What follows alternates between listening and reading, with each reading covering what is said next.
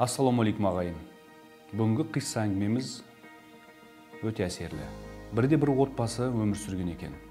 Бірақ бір күні осы отбасының анасы бір ауру себебінен сүйікті күйеуімен енді 3 жасқа толған бір сүйкімді қызын тастап о дүниеге аттанады. Сәби күн сайын әкесінен мамам қашан қайтып келеді деп сұрай береді. Ал әкесі қызын жұбатып, қызым, мамаң өте алыс бір жерге жұмысқа кетті деп құшақтап ұйықтататын.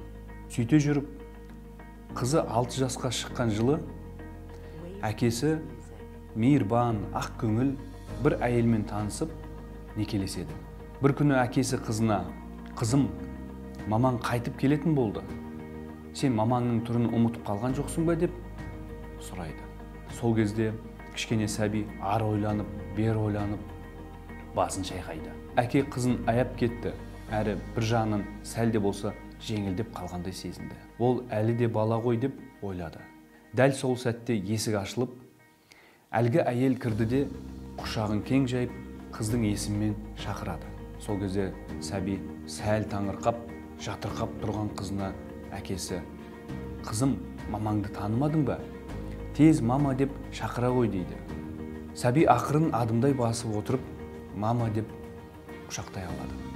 Сол күні кешкі астан соң әйел қызға ілесіп сәбидің бөлмесіне кіреді. Екеуі көңілді әңгімелесіп отырғанда сәби қыз жаңа анасына былай дейді. Сіз менің мамам емессіз дейді. Әйел әрі тосырқап, әрі таңырқап қалады. Сәби қыз шошып қалған әйелдің қолынан ұстап, бәсең үнмен, менің мамам қайтыс болған.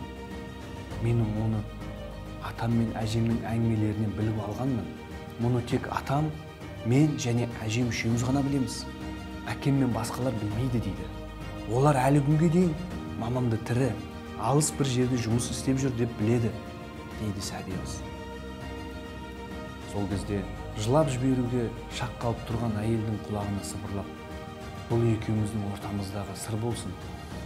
Әкеме айтып қоймаңыз. Ол білсе, сөзсіз азаптанып жылайды дейді, жаңа тапқан анасын құшақтап.